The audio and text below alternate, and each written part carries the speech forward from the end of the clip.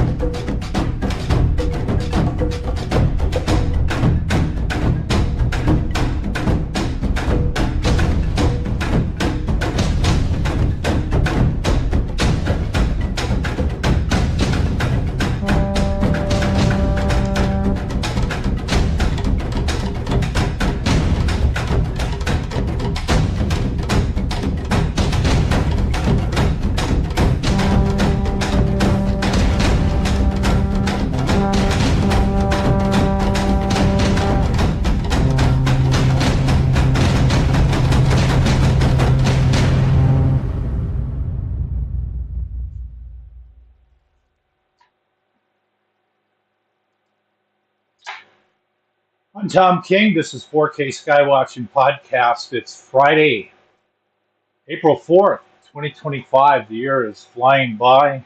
Uh, Man, I didn't think this was going to happen. Murphy's Law hit about 30 minutes ago doing a sound check. Is the sound good? Because I didn't have time to check it. Everything crashed. Never seen nobody else do this before. Um, so I uninstalled it 8 minutes ago and reinstalled it. So yeah, we're going to have an interesting show. It's Elon Musk, cool name, and cyber. Yeah, man, it's the Elon Musk fans in here. Cool. He's a hated dude, but he does some cool shit. He does some weird stuff. So yeah, we're going to get into some binoculars tonight. We're going to get a little bit into the money pit in the backyard.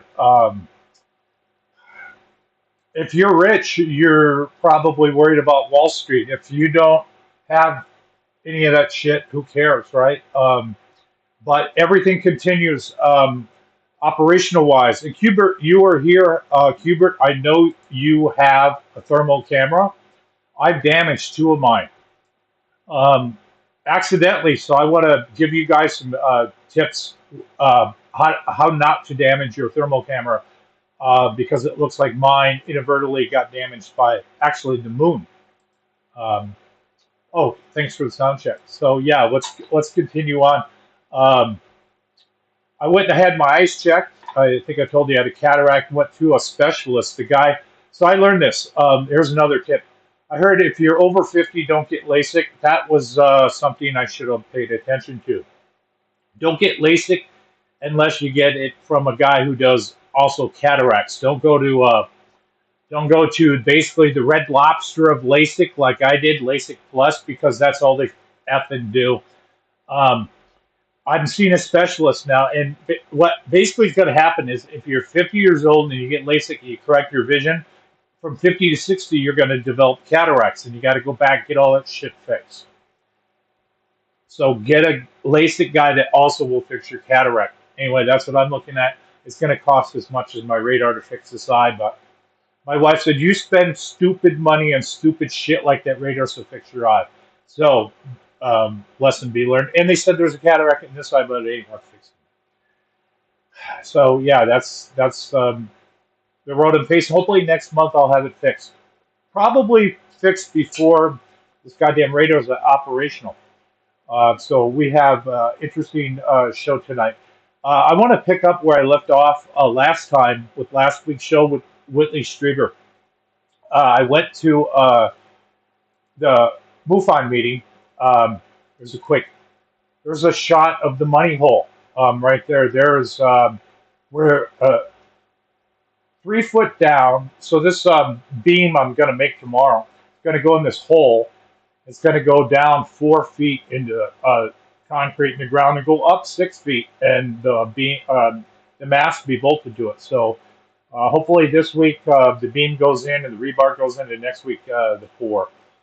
Um, so yeah, that's it with that pit of money there. So rough week and a good week in ufology. It seems like disclosure is pretty much dead. Nobody's going to talk about it if the economy is going to crash. You're not going to hear shit about that. But good news is tomorrow's going to be a drop of videos, apparently by Jake Barber and the Skywatching crew. I'm going to get into that too. Put these stupid ass glasses on so I can see what I'm doing here. So let's get this. Let's go. I've been looking. I've been looking as much as I should have in the first quarter because I got sidetracked on this radar. So I'm constantly doing construction, or I'm working on other people's videos. You'll see that I've been putting my gear, pushing it to the limit, even though after I get off my normal job, I'm a family man and a ufologist. So I'm pushing the gear that I have here as far as I can. So let's get on with, let me talk a little bit about Mr. Strieber. Uh, Whitley Strieber was in Phoenix, and he did a MUFON conference. It was from 12 o'clock noon until 3, so it was a long talk. He was going to get I believe this is his fourth book. He didn't have any books to sell. It's going on sale soon, and he's got autographed copies. And he went deep dive into the Greys. This was the second time I heard him talk. The first time was about 25 years ago in a bookstore in Mesa, and he just walked into Border Books and just started talking with a group of like 20 people. So this time there was maybe about 100 people at the MUFON meeting, and they had some problems. They couldn't get the sound to work, and there was hissing. It was just a PA system, and there's just I don't get it. I mean, behind me is a 6-track sound mixer. I'm not a musician, but I could plug in a couple of mics and speakers, but they had issues. Another guy came in and rescued the sound, so there was like a 20-minute delay. He was pretty cool about that. I was worried about his age. He's 78 or 79, so he's way up there in years. So he had a presentation that he wanted to show the audience, but the sound didn't work. The presentation didn't work. It was a Tom King shit show, almost like I was producing it. This actually, I felt bad for him. So anyway, he got into the Greys, and he said something that I thought about, but that the abductions are over. That the abduction period is over. I'll just cut to the chase. And I thought that too, but man, you don't go on Twitter and say that because you're going to get hammered by people getting abducted left and right. So what he was talking about was what I thought too, that the whole thing with abductions took place in kind of the late 80s, the 90s, and the 2000s, and then it phased out. That's when we had Bud Hopkins, we had David Jacobs, and Dr. John Mack as the main investigators. That there were so many people getting abducted that they reached out. I did too. I didn't go to those people. I went to Dr. Richard Boylan in 1991 and joined an experiencer group. There's actually video of that. I don't have it queued. I'll play that another time. But yeah, 5 years before the Phoenix Lights, I was in an experiencer group. I had some issues. Some things happened. But anyway, Whitney got to the point that whatever they were doing, they concluded that and I think it might be for the cattle mutilations too. That was a phase that the aliens were doing something, and then they wrapped it up. And with me, that's when it happened in the '90s. I was living in the wrong spot, and they wanted me to move to Phoenix, and do all this crazy stuff. So, what do you guys think about that? Any of you guys had experiences that, and if you did, when were they? The '90s, 2000s? How you doing, Renee? Well, you had one in a hospital, if I remember right, and I think that was recent. But the mass abduction period, I think, is over with. And then he mentioned that the aliens that you see, the grays, the 3 and 4 footers, are not the actual intelligence behind it. He was referring to these as biological robots, that they're expendable to the aliens, that they're the ones that deal with people because people are dangerous, extremely dangerous. Like, I try to kill them. I panic when they come in the room, which is unfortunate, but I do. And they send these guys in first because if they screw up and you whack one of them, um, they go down. The actual alien running them is a 6 footer. He has actual pupils behind the lenses, and he's controlling 3 or 4 grays with his mind like avatars. And they're going out and doing the danger, which makes sense because eventually we'll have humanoid robots that do that for us, do all the heavy lifting and the dangerous work. So he got into that. He got into the feet. He got into the hands. That there's multiple knuckles, but no thumb. But they could maybe use all be thumbs. He got into the eyes. He got into the brain, so that we have 2 hemispheres and they have 4.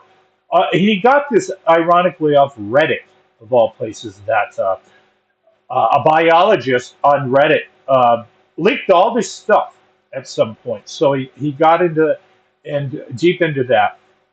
Uh, but see, at one point, then he halfway through there was an intermission, and I can't actually believe this happened. There was an intermission, and then he was getting on his laptop, and anybody who was there saw this. He's getting on his laptop, and he goes to Apple, and he's gonna download his presentation to show us because he had pictures of grays and stuff like that. Uh, so he goes to log in, and it says like XSTR or Gmail or something. That's like his login. And I got a photographic memory that if I don't remember everything, but if I apply it and I go remember this, Tom, I remember shit. So then he has this, he's showing all this on the screen, right?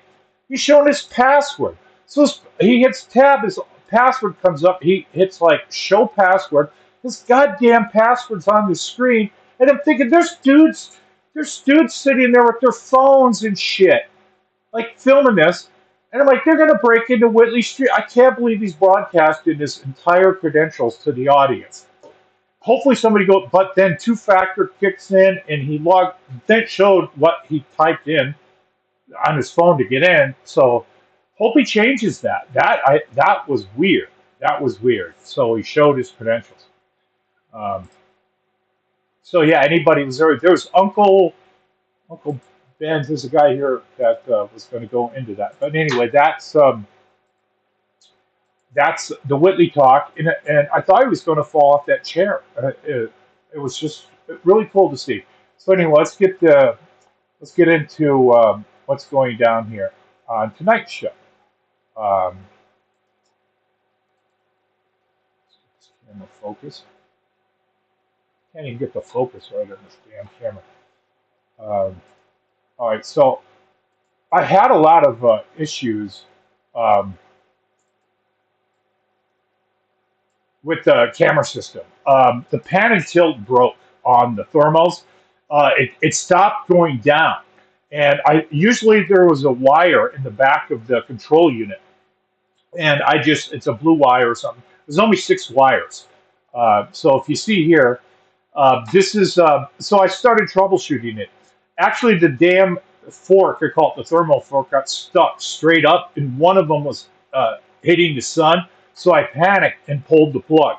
And panic is a reason because you're done screwing your camera up if you're filming it. So what I found out is this is the connector. It's a 9 plug connector from the Pelco pan kill. So one is power, one is ground, and one is up, one is down, left and right. So you only have 6. So it's not hard to figure that out.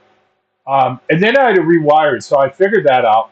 And then I had another issue. One of the cameras went down, so I had to rewire, cut off the head, and rewire all this. Um, you have to do this from time to time, so that is a good thing to learn. And there's another shot there of the money pit. Now tonight, I'm going to tell you about the Luna optics and this other camera. Um, what is that other camera? I wish I knew. I don't know what that thing is. Hey, Uncle Dave, you made it. Yeah, if you just heard me, did you see where they flashed Whitley's username and password on the screen? That was crazy. I mean, I'm sure he changed it, but so anyway, we're going to get into these 2 cameras. One of them is this Luna Optics. This is an 8. It's discontinued because of new models out. So this is an $800 purchase here. This is an $80 purchase. And they both film. This one films in 4K. This one films in 2K. We're going to get into the pros and the cons. I'm going to show you some daytime footage and some nighttime footage of each of them. And then you can decide when you're sky watching, do you want to go down this avenue or not? So we're going to get into the $800 versus the $80. I wish I could tell you what the hell the $80 is, but I can't because the damn thing doesn't. It doesn't say what this thing is. So we'll take kind of a look. It's like Luke Skywalker, so we'll power it up. So there's a couple of buttons on here. You hold this. Every camera works differently. When we did the Skywatch with a year and a half ago with George Knapp and Clive Christopher was there, I pre-set up all my cameras first, and we were waiting for the sound guy. So the sound guy is like delayed or something, went to like get some burritos. So we're waiting for him. I set everything up. Clive sees this UFO come over. He's like, Tom, camera. And I'm like, oh shit, this one, let's see. Every one of them's different how they start. This one, you hold the power button down for a few seconds, and then the light will come on, and then here you go. Now, this has 2 lenses here. This is the actual camera lens right there. This is an IR projector. So this is going to project IR. So what's going on right now is this is trying to film me here, and it's saying, please put an SD card in here. And I'll tell you about that here in a second. I don't even know. You can't really film close up with this. I guess you can. But it's going to be, there's no wide angle on this. So then what you have here is a button to hit record if there's an SD card in here. You got a button for photograph. You have a zoom in and zoom out. I never did set the clock on this particular thing. Yeah, watch Investigation Alien episode 5 and 6. It's on Netflix. So George Knapp came over, sat his ass in this chair, and we watched the green. We watched the M video. They all love that one. We watched the green blinking electric green tube, and the red one. The red one I'm working on. That's a red hockey puck, and some other stuff. So using this, here's some differences. The one with no name. This one has a built-in, I think it's a 5,000 H battery. So there's no batteries you put in this thing. It comes with an SD card. So for $80, you get some banging with your bucks here. You could also has USB-C plug-in. So what I was doing was connecting it to a USB-C lane, and then I was letting it run all night. So I was recording on a tripod with this one, And then I was recording on a tripod with this one from like 8 o'clock at night to 8 o'clock in the morning, and then I would compare. Now this one here uses batteries. And this one here to do everything, it's click down once and click down twice and hold it. It's crazy. Yeah, if you don't know that, you'll never turn this damn thing on. You can hold the power button, won't do shit. Same thing with recording. Hit the middle button, which is universal for video. The furthest one's usually photo. Hold down once, hold down twice. Strange. So anyway, this one here uses these, I call these bitch ass batteries. These batteries suck. Um, these little CR123As. These things, now if you set the clock on this, in 2 weeks it'll be dead. And then these batteries are expensive. So it uses that on the clock. So the hack is you take one battery out. It won't drain. This is weird. One battery, take it out. The other two will hold the clock. Shouldn't, but it does. And then when you put this one in, you can power up the camera. So that's the downside, is that thing goes through batteries. So anyway, let them run all night. What would happen is this cheap one would recycle everything. It would fill up. So that thing is a kind of a nightmare to deal with. Let's look at some things here. Now, also, this is very expensive. I've yet to shoot a UFO with it, but I'm sure I will. But every good skywatcher should have at least one really good pair of binoculars. And I'd love to get some third generation night vision binoculars. And when you look at that cost compared to that, this is cheap. This is cheap because those things are in the $2,000 and $3,000 and $4,000 range. And they're consumables. You screw them up, and you done broke the damn thing. Now this thing is so expensive that comparing the cost, you could get this. This is the dome camera that I have on the roof, and I didn't like it at first, and I bought it directly from China, but this thing rocks. So for the same price as the binoculars, you can get this 4K surveillance camera that can see Jupiter and 4 moons of Jupiter. So cost comparison, I think that Luna Optics thing is just too goddamn much. So first, let's see. Okay, so how did I get into this?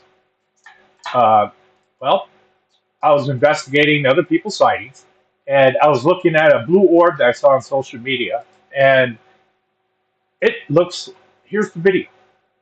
Check it out.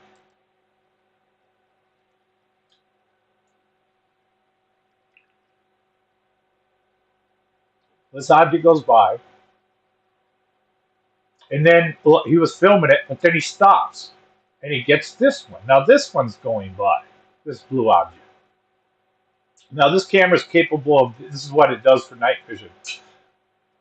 You can see a few more stars, but you know what? You can see the same amount of stars.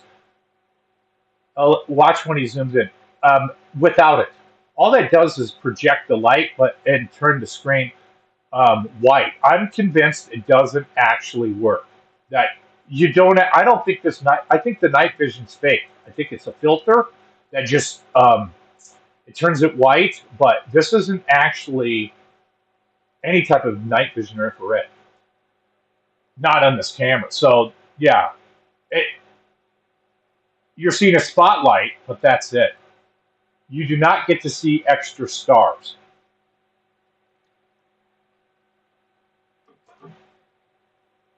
Hey, satellites here. So look how long this video is. It's about 2 minutes long, and it started out with one blue orb, and then the second went by. So this was filmed on March 13th in Pennsylvania. A nice gentleman named Neil. And he's no dummy. He knows what he's doing. This is actually a pretty good capture. He captured it until it left. That's what you're supposed to do. He's got centered, it's in focus. I can't remember if this damn camera even records audio because I didn't get any audio off my takes. So that's how this started. So I looked at, he posted what camera he had. It was this. So I went and picked it up. It's $80. And so then it was to test. How does this camera work? So one thing I did is I went to Heavens Above website and looked up International Space Station. And the International Space Station was seen at that exact time. If you look up that time, and I'll play it one more time so you can get that time and write it down. On March 13th, see the hours. Did you put that into Heavens Above, Pennsylvania? And what comes out is it flew over there. So I wasn't there. I didn't see it. But I can't rule out that wasn't the space station because it did a linear trajectory. I've seen it. So while I'm out setting these two up, the International Space Station flies over. It's bright, looks like an orb. A great time to see it is a couple hours after the sun goes down. Then it's high above you in space and it's reflected. So I filmed it on this, filmed it on that. Unfortunately, doing what I'm doing, I overwrote the video, but I have other video. So let's look at some video of whatever that camera is, the camera with no goddamn name. So this is my footage. It's going to start out in the daytime. I'm going to give you a warning. It's going to be a little bit shaky because you're just going to see raw footage right out of this camera.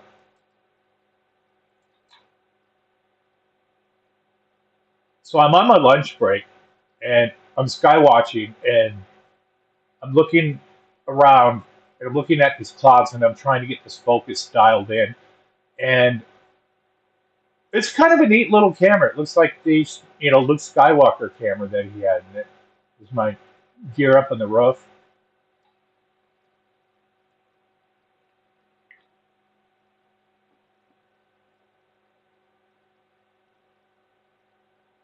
And yeah, there's been some nice clouds. These are great times to skywatch because then you can see if objects are up above the clouds or not.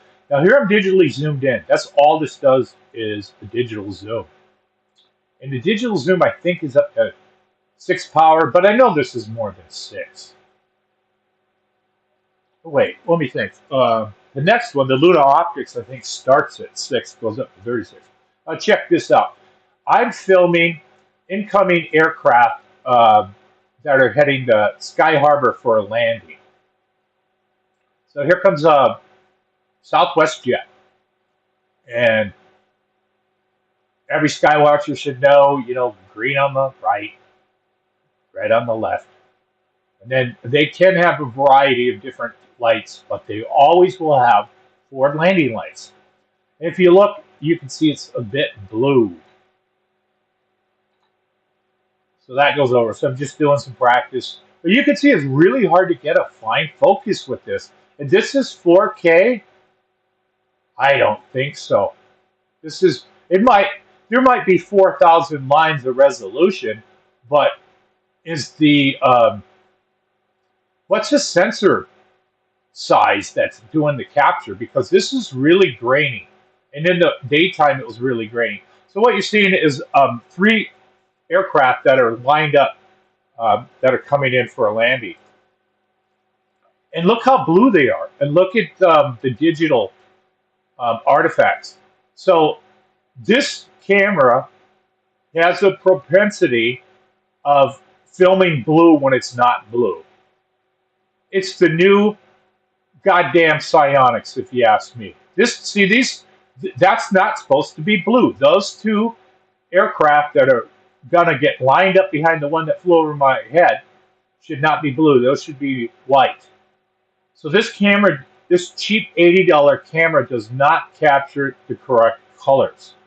I showed you the video before that Neil shot that was slow moving, that could have been the International Space Station. And there were two of those things that flew by. So when you film stuff with this, you film a lot of blue stuff. There's another one. So check this out. Here's an aircraft flying towards me. It's still 7 miles out, so I can look at flight radar and figure all that out. And it's blue. It's not supposed to be. It's supposed to be white.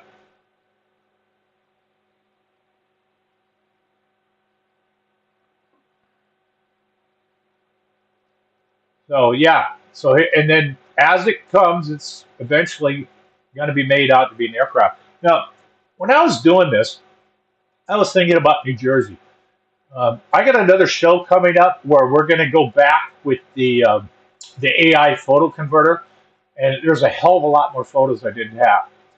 But anyway, I was thinking about New Jersey, and there's a lot of photos from New Jersey. You know, classic, old school photos. But anyway, during that drone wave, how did they film stuff like this and then call it drones? This is aircraft. This is You can look this up on the ABSD or flight radar.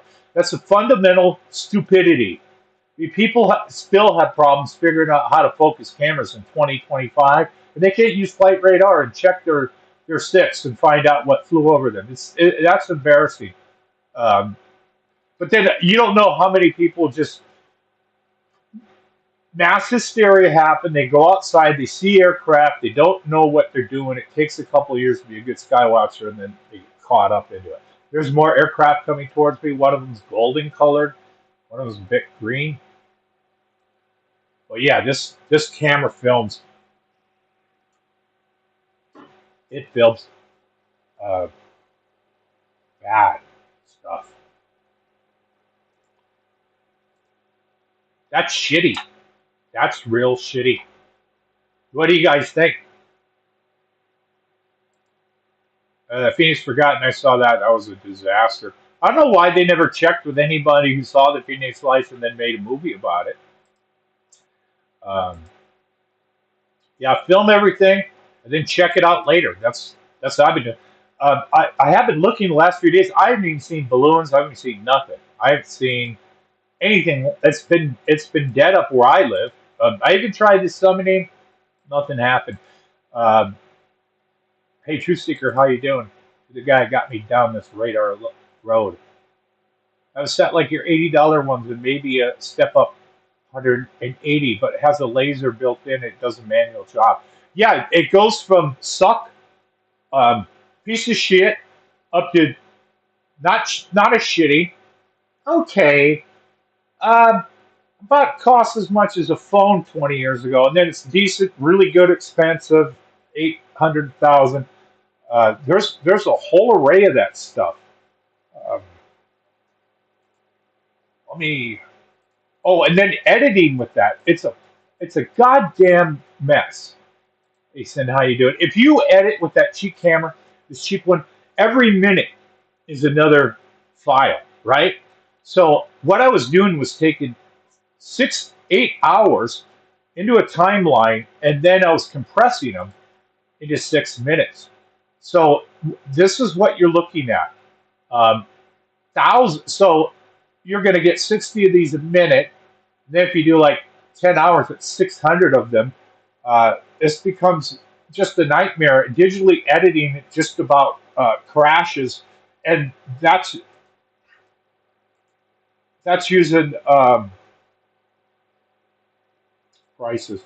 Yeah, here's another one. To show this. Now, Luna Optics. Luna Optics is expensive. This is where I got it from B&H Photo. B&H is great. If you don't like it, you got to return it. They're great on returns. They have a lot of stuff. When you start looking at the prices of this type of stuff versus other night vision, this stuff is goddamn dirt cheap compared to that. So $80, buddy, we can't expect a lot. It delivered $80 worth. Now, let me tell you this. I go to put the SD card back into this, right? Check this out. The SD card, I thought I dropped it. I go, where is it? Looking around, I can't find it.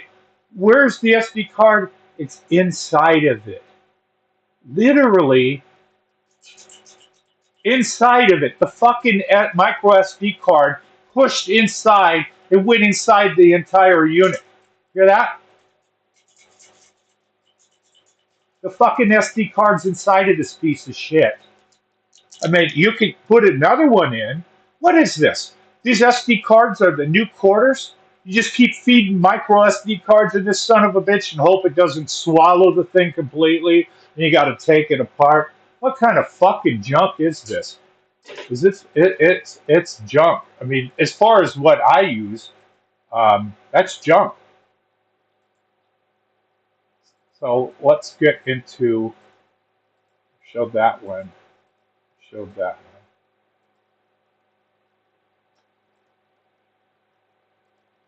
Daytime Luna Optics. Okay, here's Luna Optics in the daytime. So this is with at lunchtime. the This one $800 starts at binoculars. 6x, where the other one leaves off. I get a really nice. This is so far this device. I've not captured any UFOs yet on it. I got this mud flap, stupid fucking thing on here. Now without this is what the sees in the daytime. So you got to put this mud flap down to fix.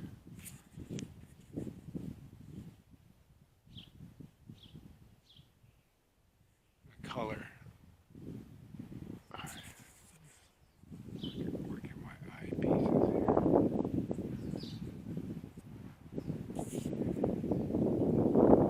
Alright, so we should be in total focus now.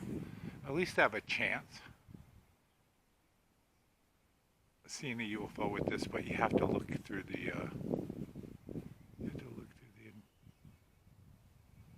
scope, which after a while gets really old having this up to your face.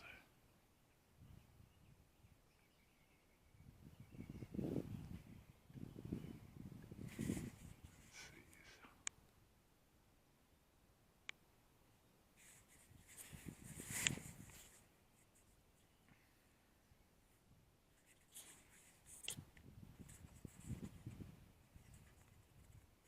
So I can turn this dial and go up to 36 power of digital zoom, which I don't like digital zooms, except I do like them on my windshield wiper camera.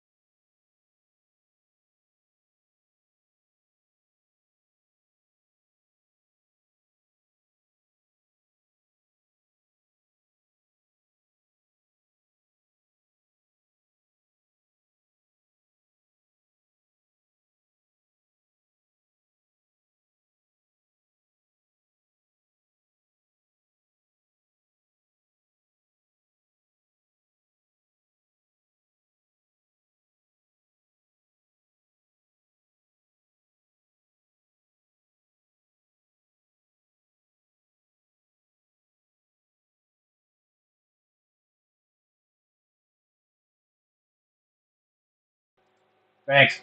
I was muted again. Yeah. Okay. So, yeah, this thing's going back to Jeff Bezos. We're going to end up with a lot of blue orb videos, a lot of golden orb videos that aren't really orb videos, and there could be satellites, misidentified planes. So, with these cheap cameras, we're going to see all kinds of garbage. I mean, there's a never-ending supply of this shit that's cheap as hell, and they don't really get 4K. Not compared to 4K of a P1000, they don't. I mean, look, you get what you pay for, but you know what? Save your money and get something better. B&H even sells these, but they sell a little higher end version. But what's the name of these? Pinty Night Vision 4K goggles. It doesn't even say. Most of them don't even have brands. They're fake knockoffs. So my advice is stay the fuck away from these things. I mean, this Pac-Man thing ate my SD card. Uh, so it'll eat one, it'll eat another until it's full. So micro SD cards to this are quarters. You just keep putting them in, putting them in, putting them in. Now it's going back. So that's a piece of shit there. Let's get to the night footage. So this is going to be the Luna Optics at night. I get it. All right, out at lunchtime. This one starts at 6x, where the other one. Nope. Oh, well, fuck it. That one ain't cute. We'll move on from that. So my advice is stay away from those cheap cameras. Um, Buy something better. Spend your money on something. Because like what happens when I see a UFO, I always wish I had a little bit better one.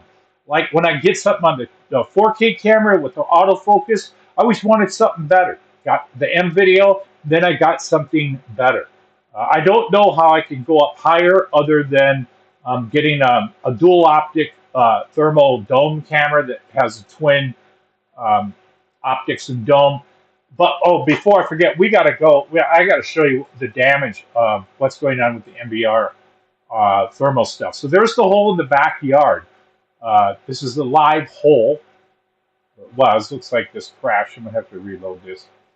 Um, so let's go move on. I have RF running, so I have AirSpy at 1.6 gig. I don't have a way to record this, so if something were to happen, I'd have to use my phone or something. So we have UFODAP. That's doing its thing. And look at this crazy son of a bitch. Look at it. It's going crazy at night. It's not locked onto UFOs. It's locking onto something in the cloud and then attempting to film it. So let's do a quick intervention here. Let's see. So it's got 50 recordings in about the last hour. Uh, this thing's just going ape shit bad.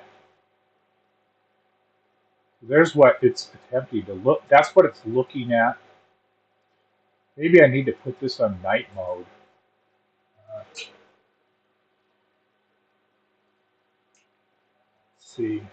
So yeah, that's UFODAP is running too. Radar is waiting for the antenna to be installed. We got Flight 24 running in case something happens, and I got a lot of shit going on. Lots of stuff. Well, cool. Oh, there's the thermal.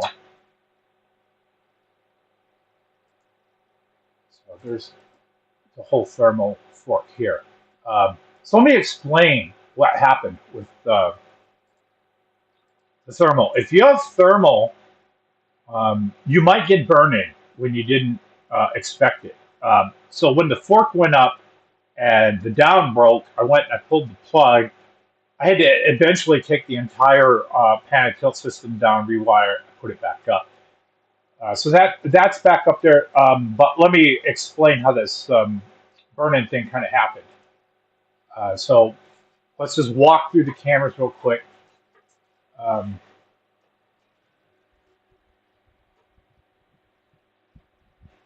so down here is the beloved. Well, that wasn't what I wanted to do. This is the 2K one with the windshield wiper that costs $800. And this goddamn thing, I like it. This thing is powerful as hell. I mean, if and when, oh, there's the moon. Let me give you an example. And this is live in Chandler.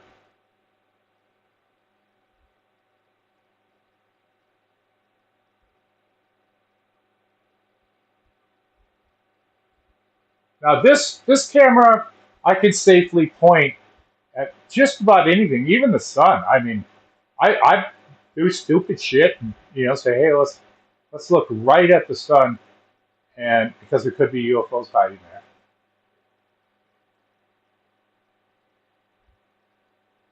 I think I have my focus dialed just for the cloud level.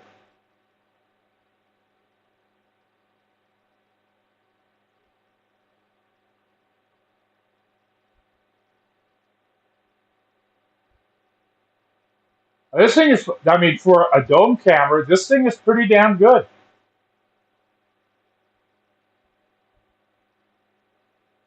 I mean, it's not even completely dark.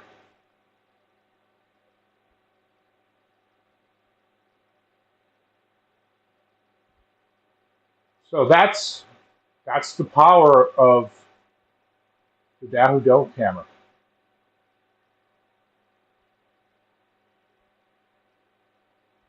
All right, now we visit the thermal, and I have the pan and tilt fixed. So it's going up, it's going down.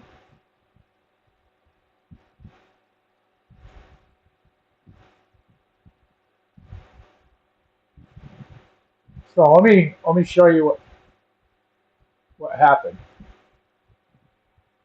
On this camera, there's a streak that goes down like this.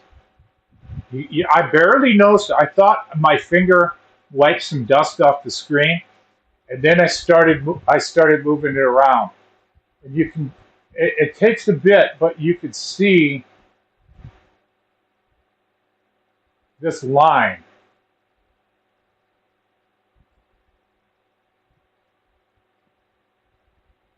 There's like a tube on here, and I figured out how it happened. You could see that no matter where I point this, there's like this white tube. You can kind of see it right there pretty good. I'm oddly on white on white. So do you guys see this white tube right here? You know what caused that? The moon. The moon fucked up this thermal camera.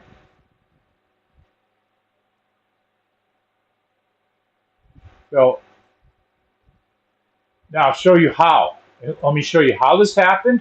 Let me show you how to avoid it.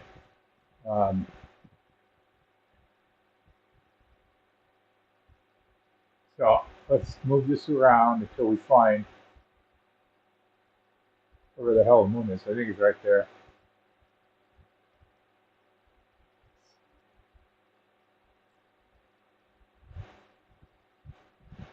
So what's going on is the moon is slowly passing by the camera, and you don't really see it. You just see kind of a crescent like that, and you pay no mind to it.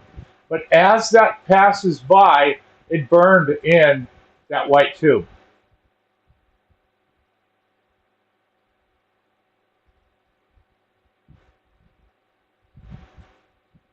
So I gotta, now I can't end the goddamn thing at the moon because it's gonna burn in.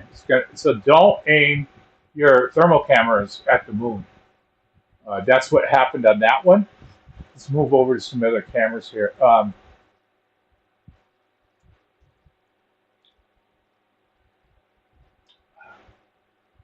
This one is, I think on Rainbow. This one hasn't been messed with yet. Now up here, this camera, color 2, was completely screwed up because it had water in from a rain around March 13th that caused condensation. I turned on the defogger. The defogger doesn't work. You know what got rid of it and got rid of the cloudiness?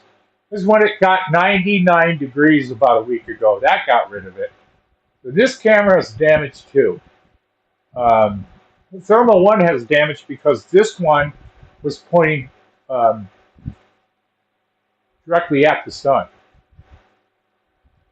So as I move the camera, I'm trying to find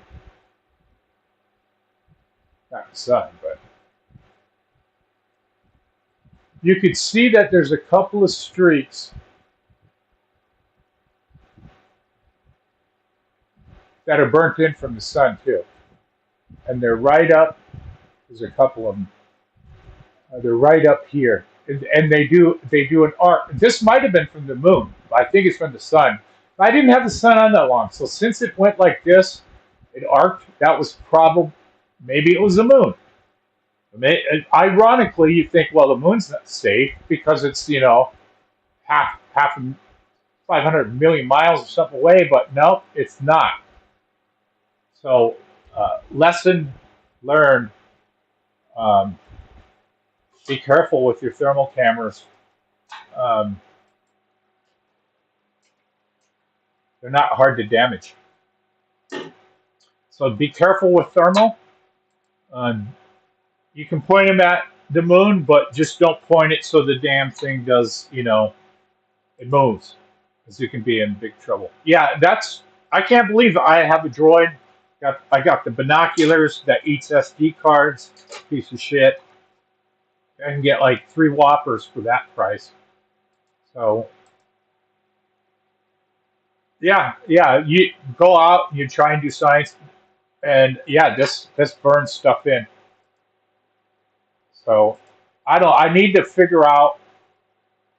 Oh, this thing's going nuts. I haven't had a lot of time to play with these toys because practicing ufology, you can't do everything at once. I love this thing. I want this hooked up to the windshield wiper camera. I want it hooked up to the thermal cameras, and all of it running and pushing these computers to maximum capacity. Uh, that's the hope. I wanted to get a UFODEP running on this camera, the 4K camera, and the windshield wiper, and then have them triangulate so when they see something. But first, they got to see something, man. It's hard work. The rain, and I had to disassemble. No, man, not these new cameras. Not these new cameras, man. These new cameras, they can take a hell of a hit.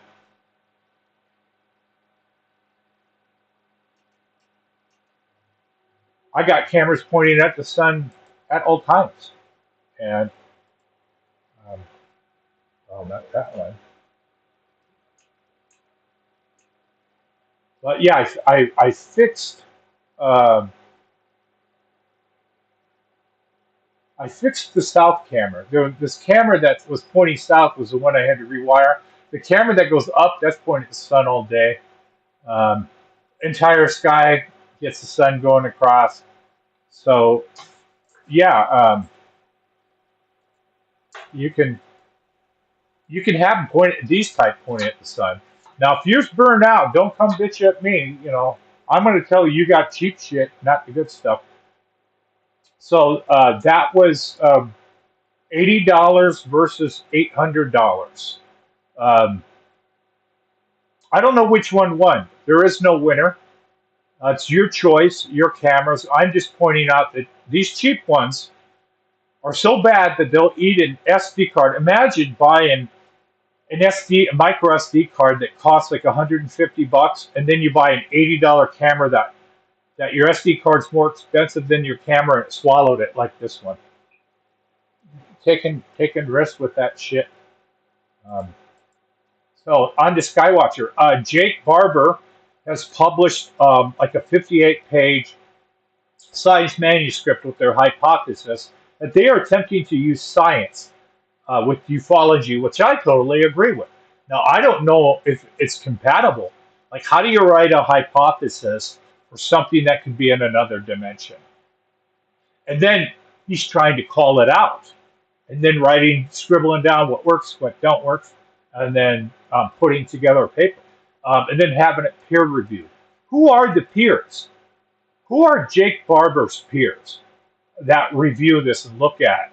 I'm thinking Avi Loeb, but Avi Loeb has never seen a UFO before and had the experience, so he doesn't know. He's not an optical expert on footage. He doesn't know. I mean, I'm sure we could, that last object that flew by, that'd be a good test. Does he go out and buy the actual shit to see if it's an international space station or not? Who knows? Just because you have a title and you're from Harvard doesn't mean you're an expert at discerning stuff.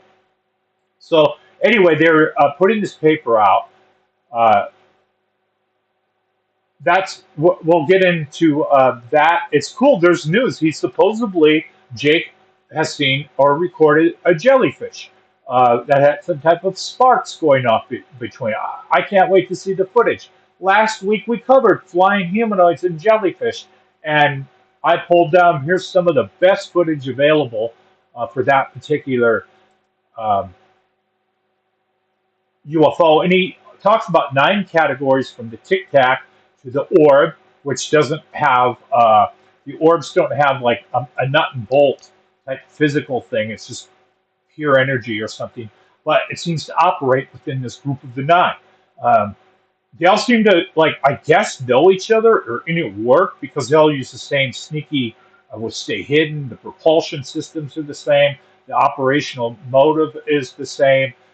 Now these jellyfish are becoming a normal thing that regular skywatchers are filming. I wouldn't be surprised if Steve Barone gets a jellyfish. He skywatches so much, he probably will get one. So yeah, they're using a couple of different types of summoning. One of them is the psionic version, or mentally doing it. And he writes in his report, which I went through, uh, everyone does it different. Just because one person summoned them their method doesn't mean the next person does the exact same thing as far as mentally summoning them. They might be using cyclotronic devices. I heard something about sonar or some type of devices that they would put to simulate the brain. That's interesting. Read about that all the way back into the XCOM games from the 1990s. So what Jake's doing is he's apparently got a drop coming tomorrow. Um, let's look at taking Jake. everyone through what we call our 9 classes of UAP.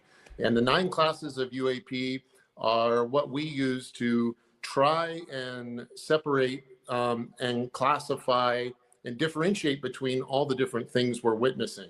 And those 9 classes are really subcomponents of a broader, maybe 3 categories. And those 3 categories are something like actual craft, like machinery flying in the sky, to light phenomenon that can be crystals, beams, orbs, things that appear to be something like a plasma blob in the sky, all the way to flying creatures, like what might be a flying jellyfish or an interdimensional creature, as crazy as that sounds. But there is a class or a set of classes that falls under that category as well.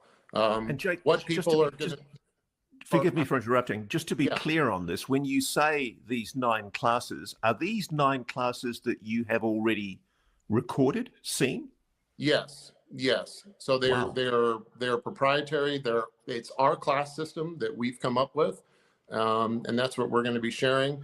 I think one of the classes that people are going to be most excited to see, because it's very well known and arguably one of the most famous and interesting UFO UAP classes out there, is the Tic Tac. So on April 7th, you'll get to see our interactions with the Tic Tac. We had a lot of success with the Tic Tac in episode 2, or the filming of that. It showed up for us several days in broad daylight, dropping from above 80,000 feet, as everyone has heard. We pick it up on our radar, we track it, we image it through a number of different means. And so that's going to be exciting to see, because that's one of the ones that holds the most promise for an exciting conclusion right now. Now, you just, I can't let this one go by. I'm Don't let now it go. on the Let's edge go. of my seat. You talked about the jellyfish. Have you seen a jellyfish, and have you videoed a jellyfish? Yeah, and why we call it a jellyfish? Like, we take a pretty humble, like, kindergarten approach to our classifications to make it simple for everyone. Like, it literally just looks like a jellyfish. It looks like a head of a mushroom with tentacles, and there seems to be like electrical pulses that go up and down between the head and the tentacles. And I don't want to get too much into it because I want to allow my teammates that we're going to be introducing in episode 2 a chance to go into this. And they have a very specific story to tell there, and I don't want to spoil it for them. But I can understand. You want to save the best for later.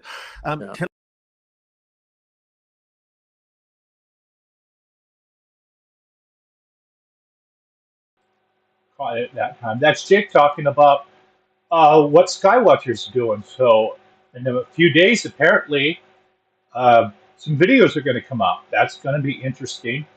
You can expect me to do a full breakdown of whatever comes out with the tools I have. Hopefully, it's good. Hopefully, this is new stuff that they're entering into the UFO record. Hopefully, they release these properly because a lot of the stuff that Jeremy Corbell puts out is not released properly. That guy takes his phone, he plays it on the screen, and then he films it with his phone. So we're watching a leaked video of an intelligence guy from the Navy filming a radar screen, sending it to Jeremy, and then Jeremy films it with the screen again. That's bullshit. You can't study that crap. That's how he released the jellyfish video. Unless he released it another way. I mean, the one that went under, that came, the one that George Knapp had, an investigation alien that went underwater, that was given to Jeremy Corbell from Netflix. Jeremy had nothing to do with it. They said, fuck it, give it to Jeremy. So I think you released that properly. And what I mean is you upload the video one-to-one copy. You don't film the screen with your goddamn Instagram watermarks on it and expect the whole world to drop and study and correct the angle. And what the fuck? What the fucking fuck? That's stupid. So hopefully Jake just releases these properly. I mean, if you're going to do it right. Yeah, the 7th or 8th. I hope, don't count on it too much because people have these expectations and they're so high that they're never met. Just being able to summon something and you get some visual of it, and radar too, that's great. I mean, even if it's a small object up there, you got something. Yeah, I know. I don't do that. I did that when I was in 4th and 5th grade, and then I grew out of it when I got old enough to drink beer. I call people by their given name or what they're using.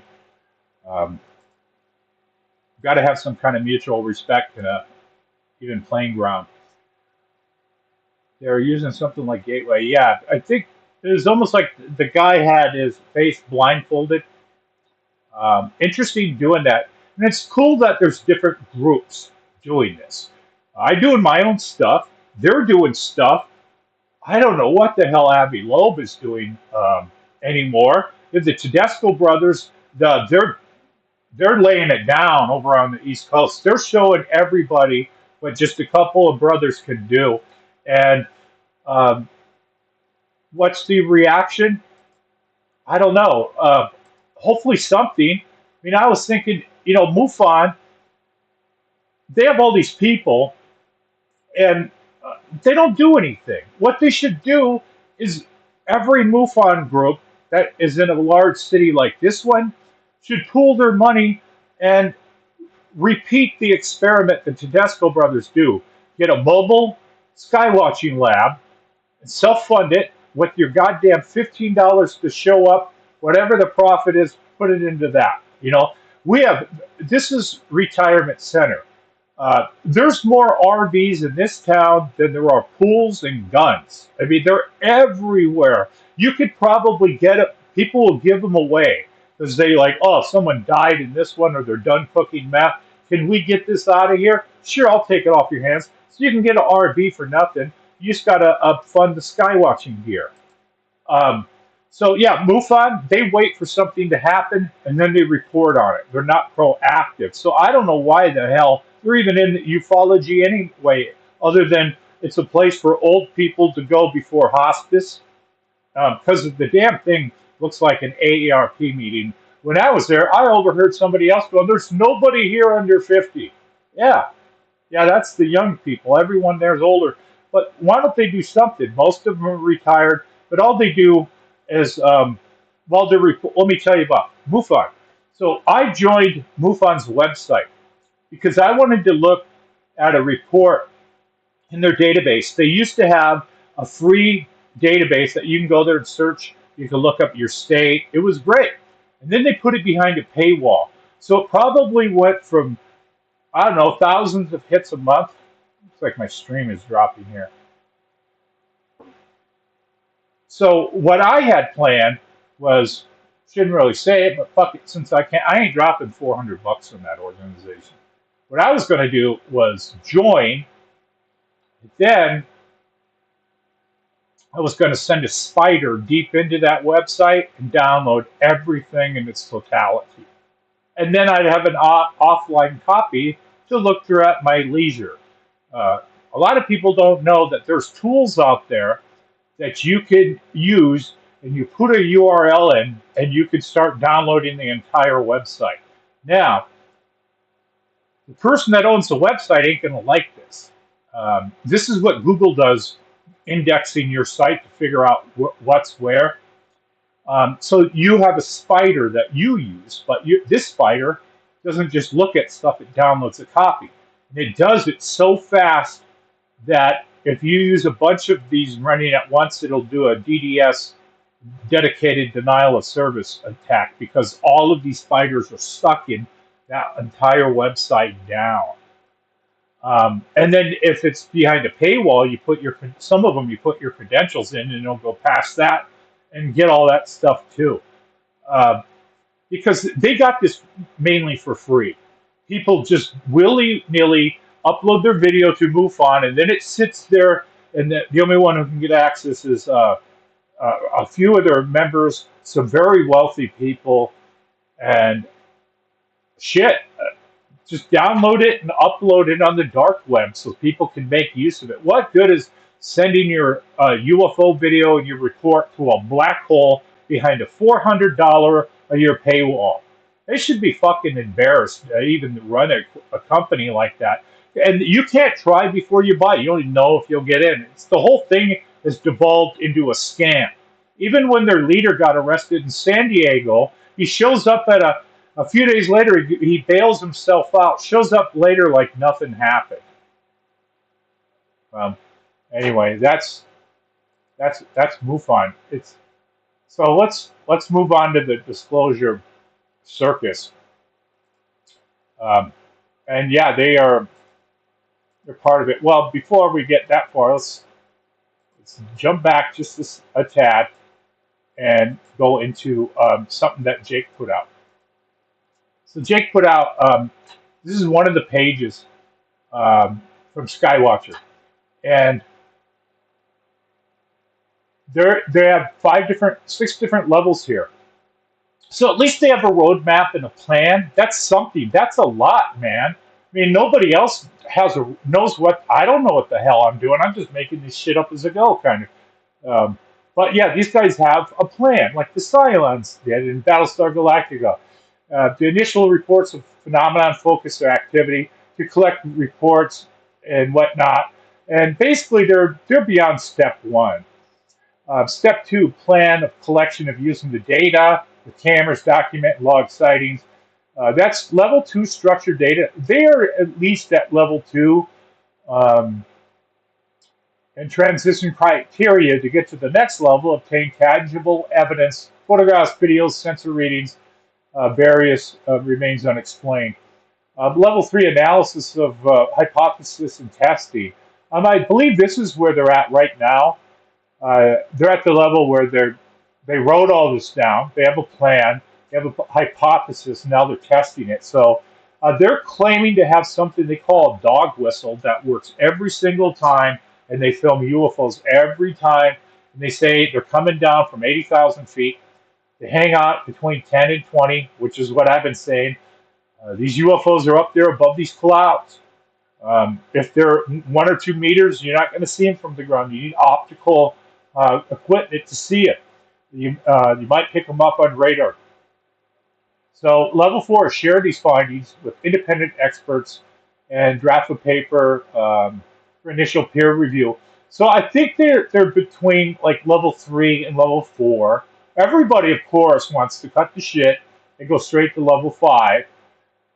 So level 5, publication of a draft, broad scrutiny, public, media, science, community engaged with officials. Now I'll tell you, other than Avi Loeb and his crew, nobody is going to do shit. You're not going to have Yale and ASU and ACSU and UCLA and all these institutes and colleges reach out and get into this, because we know that they have no interest in this at all. That's why you got to do this, freestyle and by yourself. A level 6, full revelation of apparent nature implications. It's going to be a hell of a long time before we get to where they're doing. At least they're trying. Somebody is doing something. So many people that not doing anything. All they're doing is talking. They're talking, bitching on social media. Hey, where's this disclosure? Where's the whistleblowers? What did you do? But then I think, well, what did this person bitching do? What did you contribute this week? Besides getting on, did you do anything? Did you spend any money? Did you go out? Did you have equipment? What are you throwing at this problem to find anything about it? So moving on, this is a circus. So we have people doing stuff like Jake and his crew. I don't know where they're getting funding from. It's probably from the tech pros, but you get funding where you get funding. So getting into that, what I find is the disclosure thing is mostly just a big scam. The people that are saying this, like, let's go talk about the drone thing. Courtney Brown was on, and he's the guy, one of the Skywatchers from, I think, the Monroe Institute that's selling his books, selling his stuff on how to do remote viewing. Now, he may or may not be onto something, but he was saying disclosure is going to happen. I mean, we're talking full-out invasion in early January. So we're a couple of months behind, and so what is he going to do? Put out probably a new timeline. So this circle of shit that comes up, whether it's him, whether it's Stephen Greer, or all these other people, are making a lot of money off this. And they're not really doing anything to help, to go forward. I mean, I think Courtney Brown was at least bought some cameras. He's doing some sky watching in UV. He's trying to summon them. His stuff shows up one frame at a time. I film UFOs on a regular basis when I'm looking, and I'm not looking frame by frame. I'm looking at full motion videos of some object that went in front of these cameras, and I never claim to summon a damn one of them. They're just up there, and I'm finding them. So they're up there to be had. But there's this whole circus of people who make money off of this, and there's multiple levels. And if we start right at the top, we have Trump, President Donald Trump. Now, he said day one he was going to tell us about the drones. We haven't heard any of that. So then we go on. We have Paulina Luna. She set up a task force that has limited time, limited things. So what happens is they set up a bureaucracy. We have then all of a sudden a new task force.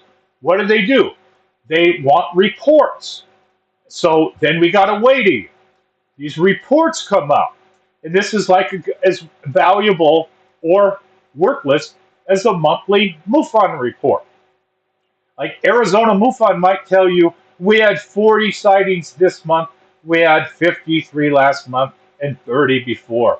Well, what's the significance of that? Just a number. 30, 40. So you can put this on a line graph, that's it. What stands out of these reports? Nothing. So all you get is numbers. But with these people, we get 600. Well, we can identify some of them, some of them we can't. What about the ones we can't? So the whole thing is the sham. It's like wrestling where they pretend to beat each other up. Same shit here. We have Tim Burchett. Tim Burchett isn't the sharpest knife in the goddamn drawer. I'll say that. People kiss his ass open. They come on his UFO podcast. Not me. He's asking the questions. Move up the circle. Why don't you ask this Pete guy? Hegseth, this guy. Why don't you ask him in the morning when he's hungover and not drunk? Because the Secretary of Defense is read in on all this, right? But he doesn't ask him, and the Secretary of Defense can ask Trump. They could just ask him sitting around the Mar-a-Lago, hey, what's up with them aliens? And these guys could not handle national security with the dam. They're using apps. How come when these apps leak, it's stuff, it's never UFO? How come there's never, hey, we had a reporter on this call and we were talking about crash retrievals? So some of me just finds it hard that there's a UFO cover-up at all because these guys are running it. They are now in charge. How come Susan Goh wasn't fired? What the hell? Why isn't she gone? She's still there. So these guys, Tim Burchett could easily just talk to his buddy, Pete, say, hey, what's up with the damn aliens, and get the whole goddamn thing. But he goes back and goes, wow, we got to wait for permission. And you know, Pete's is going to tell him these guys don't give a fuck. These run in this. So it's a whole circus. So what we're going to see is more of these Congress critters. They're going to say, I'm going to set up a commission. I'm going to get into this. And then the wheel goes around. Another year comes around. You get a redacted report. We don't see it. And then they say, well, we read the classified report. So it's all a bunch of crap. It's just like it'll go on year after year. And it's not just the politicians. It's the whole UFO communities doing this too. Because there's a lot of money to be made off of these scams. So moving on, what happens with these reports? New promises. So we have a new politician come out, and they're just warming the chair. So now we have Paulina. Before that, we had the butthead guy who quit Congress from Florida. So we had the butthead guy, and then we had the Schumer amendment. That got shot down. So one after one, these people, we had AOC. She was interested in for this law. They all take turns. And then they get a new task force. What does the task force do? They said, we're going to get a report. Then the report comes back. It's redacted. And then these people, and there's a whole bunch of them, not just politicians. We have another guy, Mark Kelly. Mark Kelly's a former astronaut. He's been to the space station. He's a senator here in Arizona. Now, he was on the NASA. Task force, and they got to look at some of this classified stuff. They got to look at the Go Fast. Apparently, according to Chris Mellon, the Go Fast video does a 90-degree turn if you get to see the whole thing. NASA wrote that off as possibly a balloon. They had access to, I guess, the entire gimbal video. And you know what these guys do? Means and methods. It's a scam. They promise you all this stuff, and they go, you know what? There's some really good stuff that the military has on FLIR, but it's never coming out because where we recorded it and how we recorded it, that's bullshit. That's a scam. And then people go, shit, you got me. Oh, well, maybe next time the UFO will show up at an event where you guys can't censor it. But you know what? That's a goddamn scam. Means and method. Right now, this country is in the mode of pissing off everybody in the world. We don't have any allies. We don't have any friends anymore. I mean, Who are we protecting this from? Israel? Were we spying on Israel? We can't let Israel know we have drones and they were filming close up and they got some alien ships flying over them. Shit. Was it Iran? Iran wouldn't give a shit. We do this all the time. It's a scam, means and methods. So that goes on indefinitely. 2025, 2030 comes around. Same thing, means and methods. Hey, we got clear video.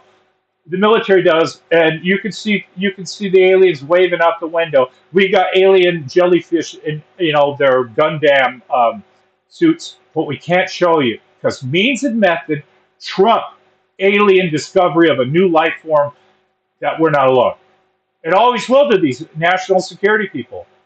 So we would need either a Skywatcher group or the thing to come forward, these NHI, outside of this government trap. So these people who keep pushing disclosure, oh, this congressman's coming, they're going to show this.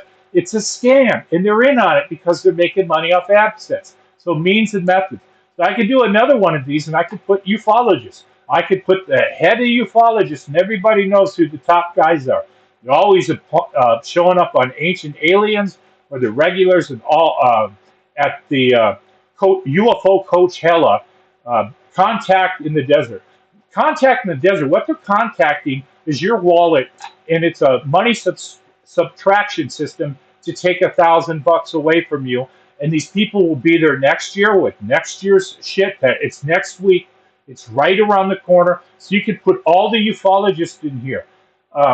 We had Rick Doty. Rick Doty claimed last year, in 2024, that he had 90 whistleblowers, and they were going to come forward. All you guys watching this heard it. They were going to come forward where the government gave them immunity or not. And Corbell said, we can do this the easy way or the hard way. That's a bunch of shit. That's all a bunch of shit. That's a scam. That's, well, next week's check coming up. We didn't get disclosure. Maybe on the 26th of next month when AdSense does direct deposit into their pay accounts. So we have all these promises from all these ufologists, from Ancient Aliens, from all these TV shows, and it's always the same shit. It's a couple of weeks. What are they doing about? They're spending their energy telling you next week. They're not out there using the hardware, getting their feet dirty, or doing nothing in the field. And it's going to keep coming around all the time. Like, here's a see if this video even works. Maybe it does, maybe it doesn't. All right, so here's another one. This was released immediately the next day. This Chinese fighter, which is a ripoff of our fighters, flew up to a B-2 bomber. And who knew B-2 bombers had these flip pods on them? So what are we looking at here? That's pretty high resolution. So look at how they're automatically masking out all of the heads-up stuff about where it is. I mean, the Chinese people know because they send their people over here. They join the military, they get in the ranks, and then they defect and go back and say, yeah, here's everything about those jets. Means and method, my ass. It's a scam. This came out immediately. There was another Russian jet that dumped fuel all over a Predator drone. And that color video was released immediately. There is no means and methods. It's a scam. See, now, if this was a Tic Tac flying right next to it, means and methods, bro. Can't show you. You know what? That's a scam. And all the people that see this stuff, and then they go out and they say, we can't show you because means and method are all in on that scam. And it will be repeated next year, the year after that. It's just tiring. I see right through. I've been doing this for 30 years, 3 decades of watching this. We've seen congressmen come up before. The same thing, always gets shot down. I mean, we have alcoholic running the Pentagon, and we still can't get disclosure because it's a scam. It's a disclosure scam. And then on top of this lunacy, Tim Burchett tried to pass a bill where you can shoot down drones. Just did he think that went out? Letting people just shoot down drones? I don't think he did. So you could just start shooting down Amazon because Amazon has delivery drones in some places. So here it's a felony to fire a weapon in town. If you fire a weapon in town because somebody did years ago, came down and killed somebody, um, they're going to find you because they have shotgun. They have cameras everywhere. There's microphones that listen, shotguns and stuff that'll go out. So that's real stupid. And Tim Perchet said this. Where's his bill to declassify this? When he drinks with Pete, how come he doesn't say, hey, we need to target that? Because it's a scam. It's pretend. So, yeah, open fire. Let's just let anybody willy-nilly just start shooting at stuff. So imagine in New Jersey, they start shooting at drones. And New Jersey turns into Baghdad. We start seeing tracer fire going up. Thanks to you, Tim, dummy. Yeah. We need some smarter people in Congress. I mean, I guess anybody gets into that. So I'm going to wrap up to the last part now of a website I came across that you guys might want to know about. You might have seen and Gary Nolan talk about the UFO pieces that he has. I haven't seen Age of Disclosure yet. Maybe it's in there, but I like him. He's really cool. I like how he deals with trolls. Now, one issue that's strange with Gary is he's from the CIA, and he's talked to a lot of people who have dealt with this. First-hand knowledge. Now, who the hell is smarter than him that would be inside the program? Who is smarter than Gary Nolan that they would indoctrinate into this program? That's what I just think. Why wouldn't he be in it? He has all the qualifications. He doesn't seem like he was an insider, but I just wonder who are these people that are deeper inside. But anyway, he's talking about these recovered pieces of metal. There was one where a sighting happened and molten metal came off of this UFO. Some guy, farmers or something, farmer's lot, found these pieces and then turned them over to ufologists. There's been other parts, whatnot, that have happened. There's the Bet Sphere. And there's the famous arts parts. The arts parts has an interesting history. And Gary just kind of went over, they've thrown the kitchen sink at arts parts. And I want to turn you on to a science YouTube site that I think this crowd may or may not know about that goes really into arts parts. I mean, we're talking deep down, drilling down into this.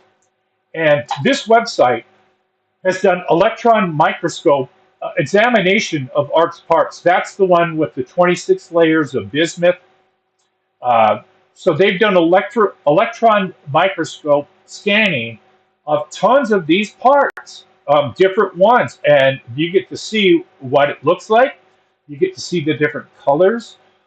There's a guy who's semi-regular in the chat, Dave. He was a Phoenix Light witness, and under the craft, he saw spoon indentations, and one of the parts has spoon-like indentations that are micro all over it.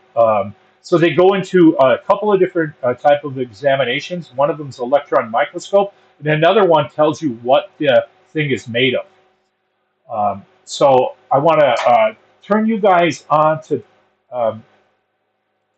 this guy, and I'm going to drop him in the chat here. So this is the guy's YouTube channel. This guy went all into arts parts. He goes through the chain of command of how Art Bell got there. That this caller called in and he sent Art several packages. And when I saw that, I went, you know what? I remember this. God damn, I forgot all about that. The Art got this disc, and he got these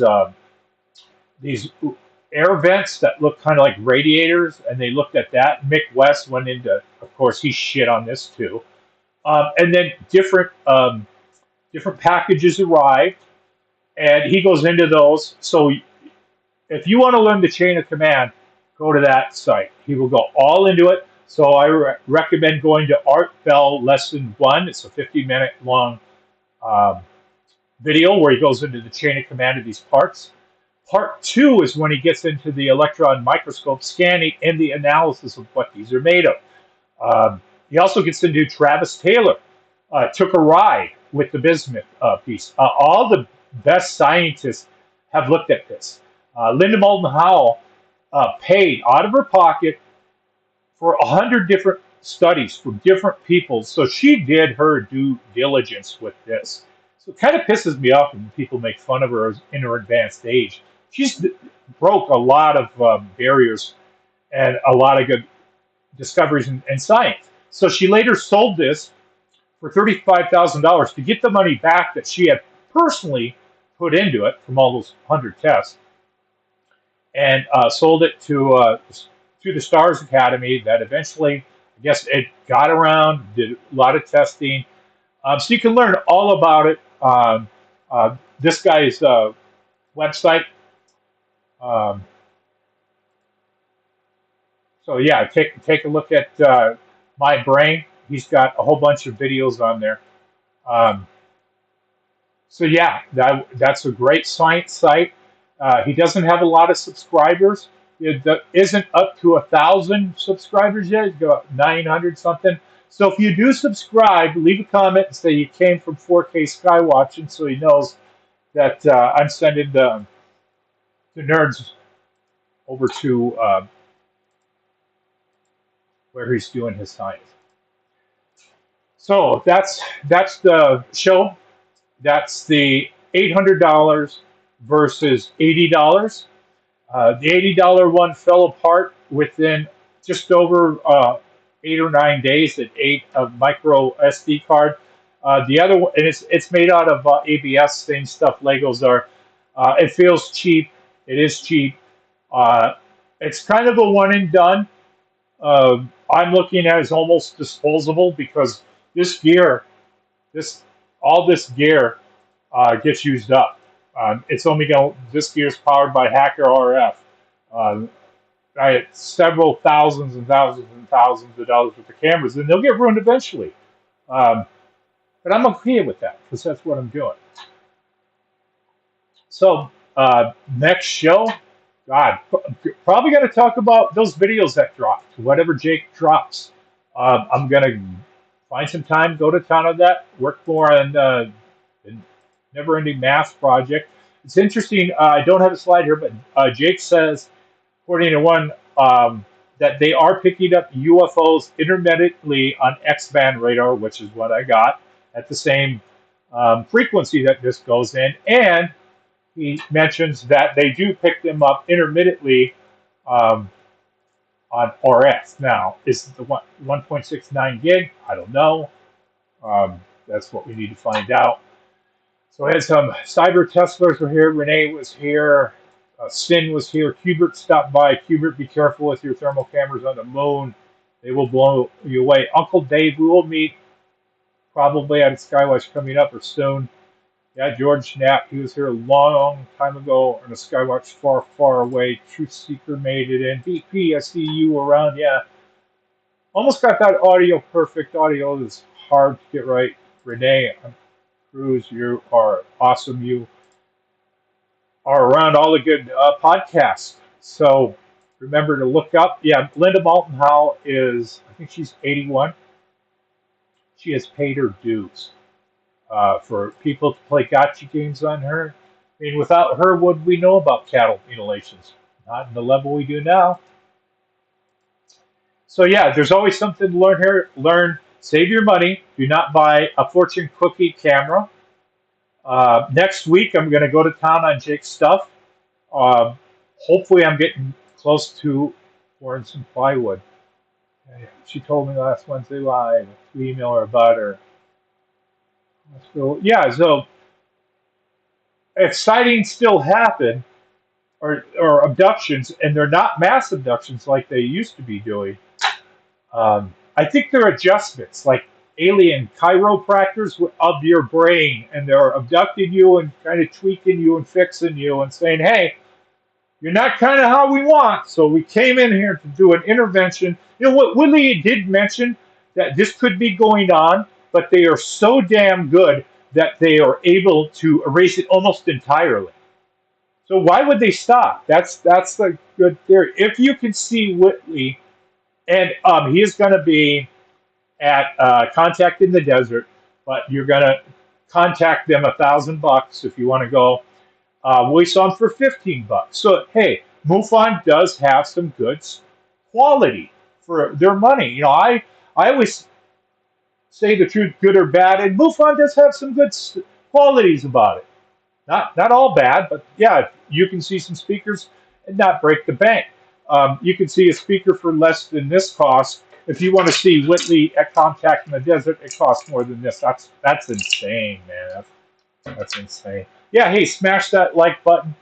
God, it's about over. I haven't even said subscribe and like. Hit that like button. Hit that subscribe. Uh, I want to do some more live cast stuff. There is going to be another show coming up where I'm going to go through AI. You remember that Mexico video from 1996? The one that was wobbling behind and it went over the building? I'm going to blow that up in 4K. I got a pretty damn good copy of that. Most copies, people will have shitty ones off of YouTube. But I was actually involved back with that process. So I found a decent copy.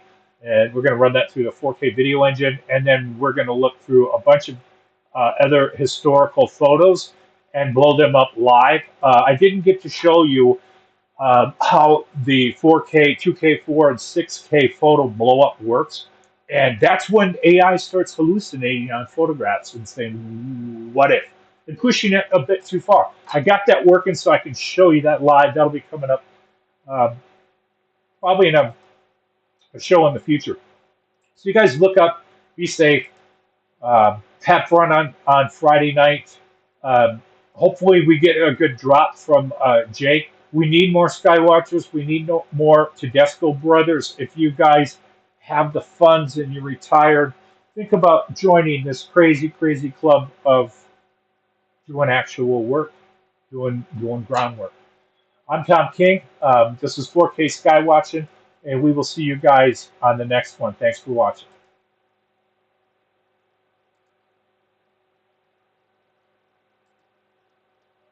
I'm Tom King, and this is 4K Skywatching Podcast.